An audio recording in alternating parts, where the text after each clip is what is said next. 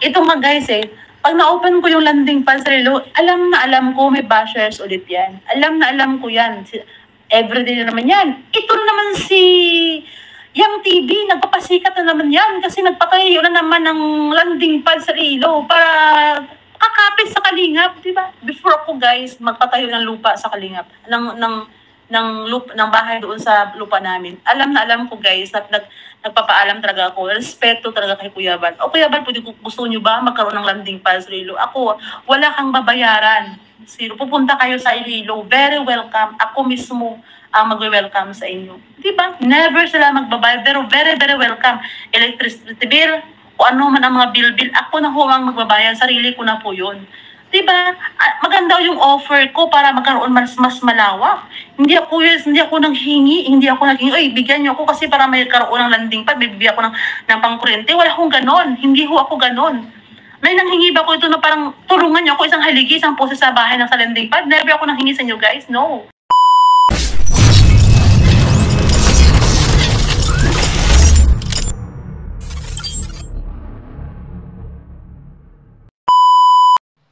Hi guys! Welcome to my YouTube channel. This is Kuya Potpot Vlog at meron tayong isang reaction video, no?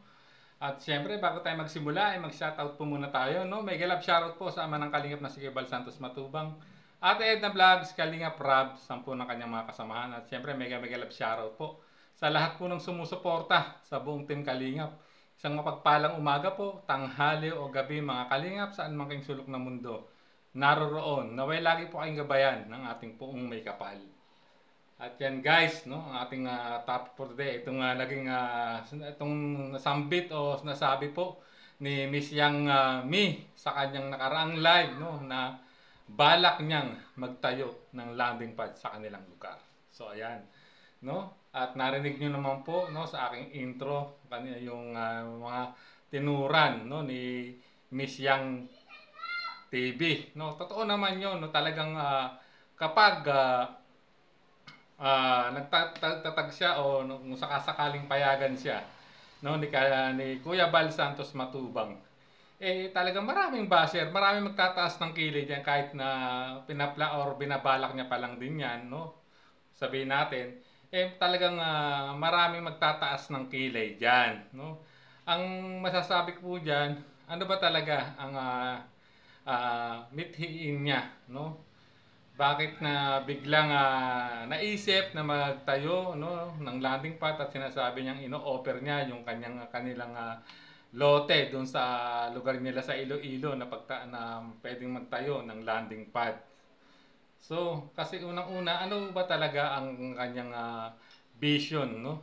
Kasi alam kong mas marami pang may karapat-dapat na mamuno, no, kung sakasakaling magtatagpo uli si Kuya Bal Santos Matubang ng isa pang Kalingap landing pad, no? Kasi yung pinakahuli, di ba, yung sa Masbate, no?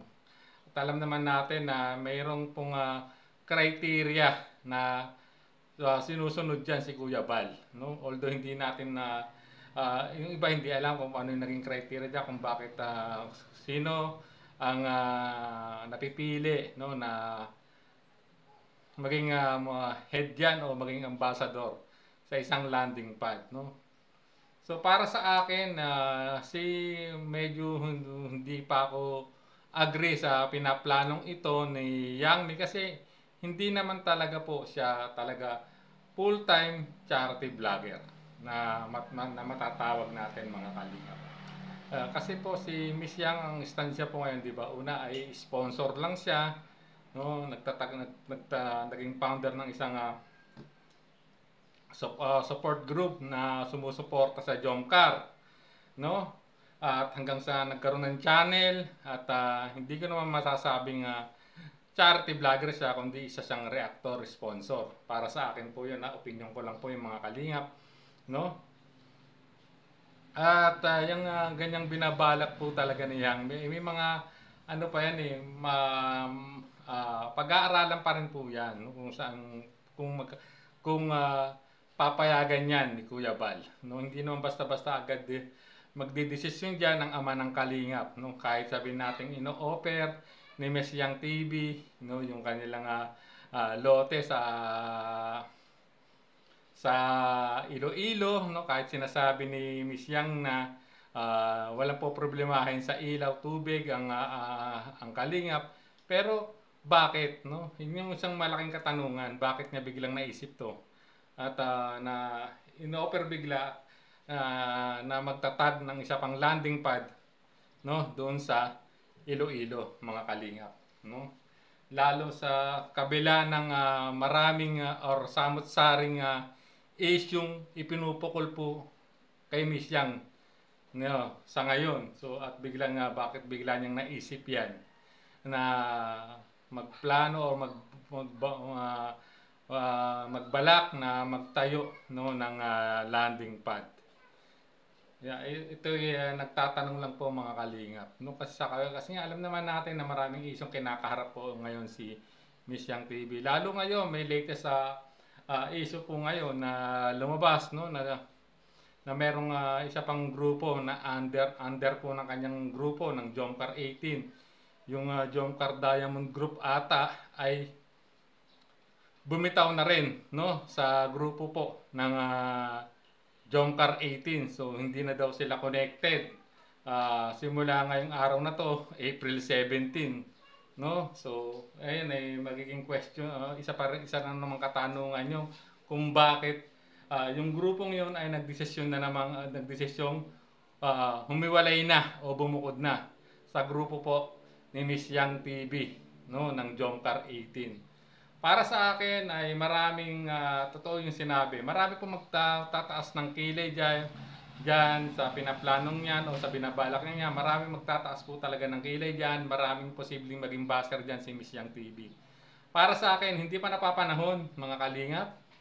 Kung sakasakaling magtatag uli o magtayo uli ng isa pang landing pad, ang makakaalam lang yan ay po ang walang iba kundi po si Kuya Bal Santos Matubang, mga kalingap. Hindi po pwedeng pangunahan po natin o pangunahan po ni Miss Yang ang magiging desisyon po ni Kuya Bal Santos Matubang sa pagtatayo po ng isa pang landing pad, no? Lalo ngayon alam naman natin na meron na namang may bagong katatatag pa lang na isa pang landing pad, no? At para sa akin ay hindi pa po napapanahon, no, itong ibinabalak ni Miss Yang TV na magtatag o magtayo ng isa pang landing pad sa kanilang lugar, no. Para sa akin wala pa, no. Sa tingin, kung pagbabasihan natin ang magiging criteria ni Kuya Bal, sa tingin ko hindi pa siya pasok, no, sa criteria yon, no. At akala ko ba ang kanyang grupo Jomcar 18 ay support po sa lahat po ng programa ng ama ng kalingap na si Kuya Bal Santos Matubang. So bakit bigla niyang naisip na magtatag, no? Bigla niyang naisip na magtatag ng landing pad. Tatanong lang po tayo, mga kalingap.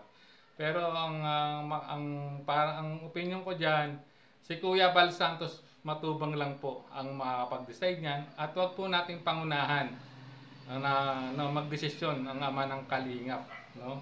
Kung magtatayo po uli kung sakasakali ng isa pang landing pad, no? Ang ama lang po ng kalingap, although sinabi ni kahit sabi natin nagpaalam na si Yang Mi, no, kay Kuya Bal Santos Matubang, ang tanong, pumayag na ba at naglabas na ba ng desisyon ang ama ng kalingap? Di ba wala pa po. So sa mga viewers o supporters po ni Mang Yang Mi, ay wag po natin pangunahan ang magiging desisyon po ng ama ng kalingap pagdating sa mga ganyang bagay. So ayan, hanggang dito na lang po ang ating reaction video. Maraming salamat po. Hanggang sa muli po nating reaction. There's a vlogger named Kuya Papa, spreading good vibes, giving all he's got.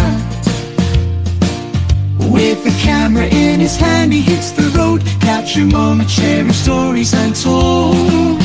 Kuya Papa, he's the one we adore, bring smiles, he's got so much more. In this crazy world, He is a ray of light,